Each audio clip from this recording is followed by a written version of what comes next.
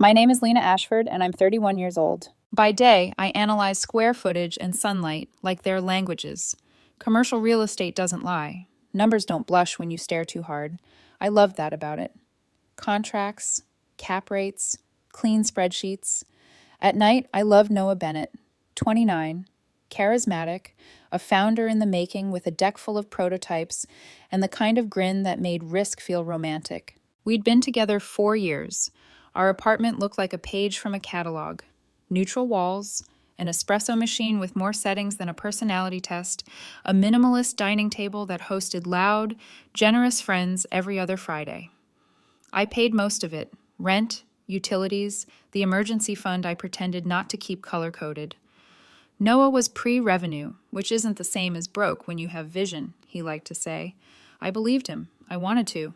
The first time I co-signed for him, it felt like a vow. A small business line, $25,000 to bridge manufacturer delays and a late shipment snafu. Just a runway, he promised, palm warm at the base of my neck. 30 days, tops. You'll have paperwork before the ink dries. I'd never been reckless with money. With him, it felt like faith rather than folly. We celebrated with takeout noodles eaten from the box, our knees touching, our future sketched in steam on the window. Noah was attentive in the ways that counted out loud. Flowers on Tuesdays, breakfast sandwiches when I forgot to sleep, forehead kisses that landed like punctuation. The quiet ways were harder. His phone learned in new angles, always face down, always vibrating in a rhythm he'd call investors. His laptop sprouted a privacy screen. A spreadsheet flashed and vanished whenever I walked by. Trade secrets, he said when I raised a brow, smiling like it was a joke between us. If I tell you, I'd have to hire you. You can't afford me, I said, and we both laughed in the easy, practiced way of people who need that to be true. My sister Maya, a surgeon who believed in three things: sterility, structure, and receipts, did not laugh. Don't mix money and romance, she warned over coffee, her voice surgical too. At least not without guardrails. Prenup energy, but for accounts. We have guardrails, I said, and ticked them off. Spending thresholds, shared budgeting app, bi-weekly check-ins at the dining table. I didn't mention the moments we skipped them because love said later and later kept winning. Summer leaned in like a warm hand. Investor meetings multiplied. So did Noah's absences. 2 weeks, 5 weeks, he promised. 3 cities, we're this close. His fingers hovered, a breath apart. When I get back, we'll book somewhere by the water. Real rest. Deal, I said, touching the space between his fingers until they closed. I believed in the future like a deposit I'd already made. The night before he left, we lay in bed with the window cracked open to a city hum that sounded like resilience. His phone lit, then dimmed. He stared at the ceiling. Whatever happens, he said softly, I'll make it up to you. It wasn't what I expected to hear from a man with momentum. Make what up? He turned, kissed my forehead, didn't answer. The kiss felt like a period to a sentence I hadn't heard. He flew out Monday, at dawn. I stayed home and met with a client who wanted sunlight without heat and parking spaces that multiplied by magic. The day unraveled in small victories. At lunch, I texted him a photo of a crooked, good luck founder note I'd tucked into his carry-on. 2 blue checks. No reply. An hour later, boarding. Wheels up. A heart emoji. His laziest. I tried not to care that he sounded far away while standing in the same room as me. That week, the apartment felt too neat. I cooked for one and ate standing, fork and bowl, laptop open to a budget that had always made me feel safe. I scrolled through our shared banking app, checked off the month's auto pays, adjusted a line item to make room for the anniversary trip he kept promising. Our goals tracker blinked up at me like a child. House down payment, 72% funded. I smiled. I had stacked that percentage like bricks, one bonus at a time. Thursday afternoon, during a call about loading docs, my phone shivered with a notification. Transfer authorized. I ignored it, an alarm in a pocket universe. 10 minutes later, another vibration. Wire request pending. Then, wire completed. When I finally ended the call, I opened the app, already composing a rational explanation. Maybe a double charge from the manufacturer. Maybe the rent autopay queued twice. Our landlord's system had hiccuped before. But the number didn't leave room for stories. $48,000, wire transfer. 2:17 p.m. The destination field read, Solstice Brand Holdings, LLC. I didn't know that name. I looked at the account balance. The emergency fund looked amputated. My first thought was ugly and loud, stolen, but training smoothed its edges. I checked the joint account log. A green check marked Noah's two-factor approval. My stomach lurched like an elevator that forgot what floor we asked for. I called him. Straight to voicemail. Called again. Again. Texted. Hey, did you approve a 48K wire to Solstice Brand Holdings? Call me. Now. 3 bubbles appeared, disappeared. Nothing. I Googled the company. A sparse site, a P.O. box, a generic email. No team page, no product shots, no press. I logged into our budgeting app. The wire didn't appear yet. The delay felt like a lie. The bank's hold music sounded like a compromise. Thank you for holding. This is Andrea, a voice chirped. I gave ID info with a steadiness I did not feel. Yes, the wire was authorized at 2:17 p.m. 2 signers aren't required on this account. Would you like to file a dispute? I didn't authorize it, I said. The co-owner did, but... I closed my eyes. I could hear Maya's voice. Guardrails. Yes, I want to file. We can submit a recall request, Andrea said, her keystrokes a metronome, but wires are often irreversible once completed. Try anyway, I said, please. I ended the call and pulled up Noah's email on the iPad we shared for bills. He never logged out. He always logged out. Today, he hadn't. The inbox was a geometry of urgent. A subject line blinked at me like a dare. Solstice, final tranche before Friday. I tapped. The thread opened to names I didn't recognize, and one I did, wearing a new domain like a borrowed coat. Tara. Tara. The ex. The one who texted last winter we were never finished. You just got tired first. I'd watched her name dim and vanish from his phone like a bad star. Her sign-off in the email was casual. T. My throat went tight. Another notification. Now $200 debit. Solstice Brand Holdings. 2:24 p.m. Fees or salt. When trust goes, it doesn't slam doors. It unscrews the hinges. The apartment looked exactly the same. Bowls stacked, light slanting across the dining table, but everything in it felt like evidence. On the credenza, his spare key lay where he'd tossed it on Monday. I picked it up, feeling the cool weight in my palm like an answer I didn't have yet. The phone buzzed again. Noah. Finally. I answered on the first ring. Tell me you didn't. A beat. Lena. Hey. His tone was light, wrong.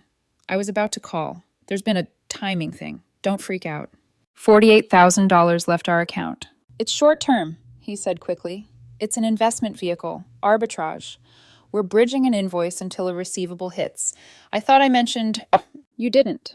I'll walk you through it when I'm back, he said. That soothing cadence he used on anxious investors. Worst case, we roll it back next week. It's fine. I stared at the iPad. At T. Who is Solstice? Partner entity, clean paperwork. It's standard. My heart thudded a steady, ugly rhythm. Who runs it? Silence. A fractional pause that told the truth. It's complicated, he said. But I promise you, no matter what happens, I'll make it up to you. There it was again, the sentence I didn't know how to hold. I lowered the phone, reached for the second device on the counter, and pressed the bank's freeze card button with a finger that felt like it belonged to someone braver.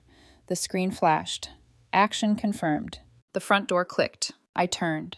Noah stood there, suitcase still in his hand, eyes scanning the room like he'd forgotten where we kept the knives. You're back early, I said. I had to fix this, he said, stepping inside. He closed the door behind him with a care that felt like threat. He set the suitcase down with the kind of calm that only guilty people manage. The sound of the lock catching behind him was too soft, too deliberate. Noah, I said, trying to keep my voice flat. What exactly did you fix? He exhaled slowly, like I was the one overreacting. I didn't want you to panic. The transfer's temporary. $48,000 isn't a temporary anything. It's my emergency fund, our house deposit. He stepped forward, palms out. Lena, look, Tara's company, Solstice, is helping me move some inventory under their umbrella. Tax optimization, okay? I didn't take your money. I invested it. It'll double back next month, maybe sooner. I almost laughed. Tara? That Tara? He blinked once. She's not who you think she is anymore. I let the silence stretch until it started to hurt. Then, You wired my savings to your ex-girlfriend's company, and you think the problem is my perception of her. He rubbed the back of his neck, the tell I used to find endearing. You have to trust me on this. She's good at what she does. I'm closing a deal that'll change everything. I needed a fast channel, and Solstice has the infrastructure. Fast channel, I repeated, the words tasting metallic. Infrastructure. You sound like a press release. His eyes narrowed. I sound like someone who's trying to build something for us. I moved to the counter, the frozen card screen still glowing. You built it with my money. He followed my gaze, saw the phone. You froze the accounts? Yes. He went still. That's not helpful. It wasn't meant to be. The air between us pulsed. He smiled then, a slow, weaponized curve. You know, this is why I didn't tell you. You spiral. You go straight to worst case. I wanted to scream, but what came out was quieter, steadier. You took the money behind my back. That is the worst case. For a second, he looked like he might apologize. Then he tilted his head instead, studying me. You think I'd risk everything just to hurt you? I think you already did. He dropped into a chair, hands clasped. Okay, fine. You want truth? I was short. The manufacturer needed advance payment, or we'd lose the contract. Tara offered a bridge account. I signed the transfer with my login because you weren't reachable. I figured I'd tell you after the invoice cleared. That's it. How short? 48. I stared. You emptied the account because a manufacturer needed a deposit? Because we needed a win. He said it like devotion. I heard desperation. That night, after he had fallen asleep on the couch, pretending exhaustion, I opened the Solstice website again. I ran the registration number through a corporate search. The owner wasn't Tara, it was Noah Bennett, filed under an alternate email he once used for freelance consulting. Solstice wasn't a partner entity, it was his, a shell. I printed the record, watched the ink dry. My hands shook, but not from shock anymore, from the effort of staying silent until I had proof. I called Maya. She picked up on the second ring, her voice groggy. What happened? I think Noah's laundering my savings through a fake business. A pause. Do you want the moral lecture or the plan? The plan. Gather everything. Emails, texts, transfers, screenshot the timestamps, then go to the bank in person and ask for a fraud trace. If he's using your credentials, it's criminal. If not, it's civil. Either way, stop talking to him about it. I can't. He's in the next room. Then act normal, Maya said, until you're not. By morning, Noah was chipper again, making coffee like he hadn't detonated our life. Bank reversed the freeze, he said casually, scrolling on his phone. What? Called in last night. Cleared it.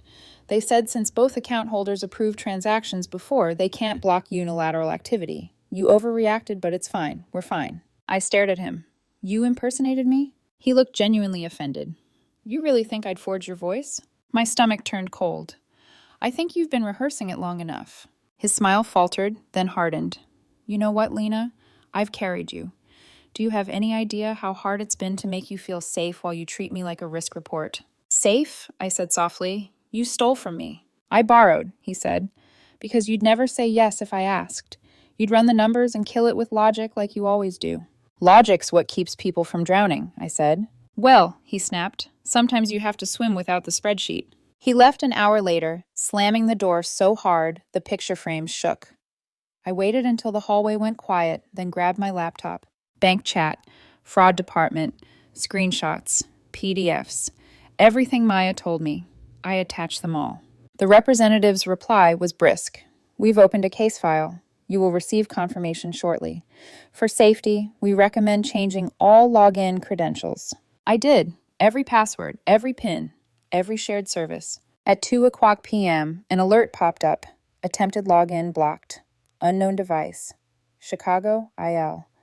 Noah's flight city. He was trying to get back in. That night, my phone buzzed with a new message. Noah, don't do this. It's not what you think. I didn't answer. Another text followed. Longer. Tara's just managing the holding account until I can pay you back. She's not the enemy. If you talk to the bank, you'll ruin everything. He'd used the word holding like it meant protection instead of theft. I opened the email thread again, scrolled to the bottom. A single line from Tara, time-stamped 3 days before the transfer. Once it hits, move the funds to my private account. You'll know which one. That was all I needed. I forwarded the email to the fraud investigator. The subject line auto-filled from an earlier message. Solstice, final tranche before Friday. I hit send. The next morning, I woke to an alert, account frozen, investigation active. Relief spread through me like heat returning to a limb. I poured coffee, trying to convince myself it was over. But as the sun climbed, so did the questions. How long had he planned it? Did Tara know she was just a name on his paper trail, or was she the architect? At noon, the doorbell rang. I checked the peephole and froze. Tara, in person. She looked older than her photos. Smarter, maybe. Her voice, when she spoke through the door, was low and even. I'm not here to fight Lena. I think he played both of us. I hesitated, then unlocked the latch but didn't open it fully. You wired my savings into his shell company. She nodded. Yes, because he told me it was mine. The air thinned. He said you didn't trust him, she continued, eyes steady. Said he needed me as a silent partner to move funds faster. I believed him. You helped him steal from me. I helped him steal from both of us. She reached into her bag, pulled out a folder, and slid it halfway through the gap in the door. You should see the date on the first transfer. I hesitated, then took it. Her heels clicked away down the hall, leaving perfume and silence behind. I opened the folder. Transaction history, Solstice Brand Holdings. The earliest line wasn't this week. It was 5 months ago. Tiny withdrawals, all labeled as miscellaneous reimbursements. Amounts small enough I'd never noticed. He hadn't taken the money in one betrayal. He'd been bleeding it out slowly, teaching me to trust the wound. I read the transaction list 3 times before it started making sense. Small amounts, $180 here, $320 there, recurring every 2 weeks like clockwork. Vendor reimbursements, ad budget, marketing retainer, 5 months of slow theft. 5 months of dinners where Noah teased me for checking the app too much, for living like an accountant. He hadn't stolen in a single act of desperation. He'd practiced it, built a rhythm so steady it sounded like partnership. The next notification on my phone was from the bank's fraud department. Preliminary findings indicate cosigner misuse. Case escalated to legal review. I called Maya. He's been doing it for months. Do you have proof? I have a folder from her. You mean Tara? She came to my door. Maya inhaled sharply. Do not meet her again. She's liability on legs. She gave me his whole paper trail, Mai. Emails, deposit, signed invoices. Half are forged with my digital signature. A pause. Then you need a lawyer, not a sibling. Noah showed up that evening, like nothing was wrong. The doorbell, 3 sharp presses.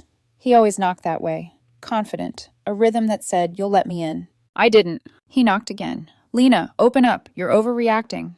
Go away. I can explain. Explain what? The fake company or the fake partnership? The hallway camera caught his sigh. You talked to her, didn't you?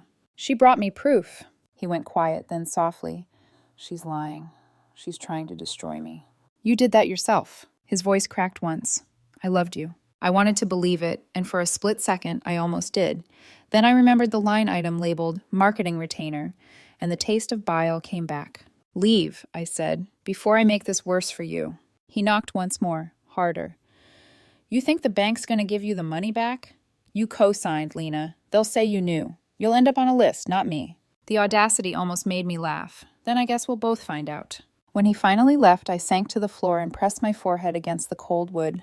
The quiet was heavy enough to hurt. The next morning, I took the folder to a white glass law firm downtown. The associate, a woman with steady eyes and a sharper memory than I had that day, flipped through the pages. Classic layered fraud, she murmured. He moved small amounts under your authorization to establish a behavioral pattern of consent, then executed a major transfer through an LLC he owns under a nominee. If he used your credentials at any point, we can pursue criminal charges. How long will that take? Depends. Do you want your money back or justice? I want both. She smiled faintly. Then we'll need patience. I signed a retainer agreement with hands that didn't quite feel like mine. That night, I dreamed of the day we'd opened the joint account. The light in the bank lobby, his arm draped around my shoulder. Teamwork, he'd said when the banker handed us the folder. This is how empires start. When I woke up, my phone buzzed with a private number. I let it ring out. A minute later, a text. Unknown. You're making a mistake. The lawsuit will ruin both of us. I deleted it. Another message, this time from Tara. He's panicking. Told me he's flying to Mexico City. Check your passport drawer. I did. My passport was gone. Maya came over within the hour, her surgical calm cutting through my panic. He took your ID? Passport, possibly for collateral, or to mess with me. She glanced around the apartment. He's unraveling. That's good. People who unravel make mistakes. The bank will find him faster. How are you so calm? Because you're still standing, she said simply. 2 days later, my lawyer called. We froze 2 additional accounts in his name. One matches the Solstice transactions. Another is under Bennett Consulting. There's $11,700 remaining. Not much, but it's something. Can I recover it? Not until the investigation's complete, but it's leverage. The story should have ended there. But then came the voicemail. The timestamp read 2:14 a.m. The voice was slurred, desperate. Lena, please. You don't understand. It wasn't supposed to be like this. Tara said she could fix it. She's not who you think she is. None of this is. I didn't mean to hurt you. A muffled sob, a car door, static. Then, you'll see. Check the Solstice account Monday. I'm fixing it. Click. Monday came. The Solstice account hadn't been touched. Instead, I received an email from Tara. Subject line, he's gone. He tried to fly out. They stopped him at the gate. Fraud alert flagged his passport. He's in custody. You'll get most of it back eventually. I'm sorry for my part in it. He told me it was investment capital. I wanted to believe him. There was an attachment, a scanned statement of Solstice's final transactions. One note, highlighted at the bottom. Beneficiary, T. Morgan, 0217, $48,000 returned. A different account number, not mine. She'd lied again. The refund hadn't gone back to me. She'd taken it first. I sat there staring at the screen, realizing this story wasn't about one betrayal. It was about layers of them. Noah, then Tara, then the part of me that thought love and logic could coexist without contracts. Maya called that evening. You sound distant. I'm fine, I lied. I just realized how much trust costs when you can't get a refund. A week later, my lawyer called with an update. The bank's insurance had approved partial reimbursement, $29,000. It wouldn't erase what happened, but it was enough to breathe. Before she hung up, she said, He's asking to send you something, a written apology. Do you want to read it? No. Are you sure? Yes, I said. He already wrote it, in numbers. That night, I checked my email one last time before bed. A new message blinked in from an address I didn't recognize. Subject line, foreclosure. No attachment, just one line. He wasn't the only one forging things, Lena. Check your own tax returns. I froze. The sender was Tara. Below her signature, sent from Solstice office. Archived domain. The company was still active. I closed my laptop. The apartment felt too small. The air too thick. For the first time, I wondered if Noah was the only thief I'd let close enough to hurt me. The monitor light on the router blinked. Steady, green, indifferent. Nothing about this was over yet. I didn't sleep that night. I lay in the dark, watching the shadows crawl across my ceiling like ink spilling from a broken pen. Every time I closed my eyes, I saw Tara's message. Check your own tax returns. By morning, I was sitting at my kitchen counter with my laptop open and a legal pad full of questions I didn't want the answers to. The return file sat on my desktop, something I hadn't looked at since filing season. I'd trusted Noah with the numbers that year. He'd said, You're drowning in work, babe. I'll handle the accountant. I'd let him. Because that's what love had looked like back then. Delegation disguised as intimacy. I opened the file, scrolled, stopped. Line 12C, Solstice Brand Holdings, independent contractor. Income, $41,200. Filed under my name. He hadn't just stolen my savings. He'd made it look like I worked for his fake company, laundering the stolen money through my ID to keep it off his books. I felt the room tilt. My name, my signature, my tax ID, my liability. I called my lawyer immediately. She listened without interrupting. Then, in her measured courtroom calm, said, This is bigger than civil fraud now. You need to file a police report. We'll escalate to financial crimes. I don't want headlines, I said, voice breaking. You won't get headlines, she replied. You'll get protection. The next 48 hours passed in a blur of statements and signatures. I sat across from investigators who treated my heartbreak like data. Approximate loss amount? Date of discovery? Did you share passwords? Each answer sounded like an admission of gullibility. By day 3, I had a case number. By day 5, I had a meeting with a forensic accountant, a woman named Ruth who wore lavender cardigans and talked about fraud like it was weather. People like Noah build illusions, she said gently. They mirror your values until you mistake reflection for compatibility. I nodded, staring at the spreadsheet she'd printed. It was a map of deceit. Every transfer, every falsified invoice, every digital signature that wasn't mine. I should have known, I murmured. Ruth smiled, not unkindly. Knowing isn't protection. Systems are. A week later, an officer called to say Noah had made bail. We're tracking his movement, he added. He's cooperating. Don't engage directly. I hung up and stared at my reflection in the window. Tired eyes. Steadier jaw. There was nothing left to take from me that wasn't already his problem. Except maybe the truth. 2 days later, a letter arrived. No return address. No postmark. Just my name in handwriting that used to make my pulse skip. Inside, 3 pages. No apology, just justification. I thought we were a team. You had the capital, I had the drive. I just needed time. Tara was leverage. You were supposed to trust me. If you'd waited another week, we'd both be rich. I didn't mean for it to collapse like this. You'll see. One day you'll thank me for teaching you what people are capable of. I tore the pages once, twice, again, until the paper turned to confetti. Lesson received, I whispered. By spring, the bank's insurance settled the claim. I recovered just over half of what I'd lost. My lawyer emailed a final summary. Case closed. Defendant facing charges for wire fraud, falsification, and identity misuse. Tara disappeared somewhere between subpoenas. The last I heard, she'd sold what was left of Solstice to cover her own debts. I didn't celebrate. I just sat at my new kitchen table, smaller, secondhand, perfectly fine, and opened my budgeting spreadsheet. For the first time in months, every cell balanced to 0. Clean, honest, mine. One quiet afternoon, a transfer notification buzzed on my phone. Plus $48,000, incoming wire. Source, unknown private account. I froze. The sender line read, restitution. No signature, no banknote, just that one word. I called my lawyer. Could it be from him? Unlikely, she said. His accounts are frozen, but it could be a restitution fund from a cooperating witness. We'll trace it. It took 2 days. The wire came from an account under T. Morgan, Tara's full name. No message, no explanation, just repayment. I sat at my desk staring at the number until my eyes stung. The irony wasn't lost on me. My money returning from the hands of someone who'd helped steal it, like a ghost completing its circle. I didn't reply. There was nothing left to say that wouldn't reopen old wounds. Months passed. I went back to work. Clients, leases, buildings, things that stayed where you left them. Maya asked once if I'd ever trust again. I don't need to, I said. Trust is earned, not loaned. She smiled. That sounds like you're finally done with him. I'm done making other people custodians of my peace, I corrected. The following week, my accountant sent a note. Tax amendment processed. All liabilities cleared. You're officially debt-free. For the first time since Noah said, whatever happens, I'll make it up to you, I felt lighter. That night, I opened a fresh spreadsheet. Not for investments, not for budgets.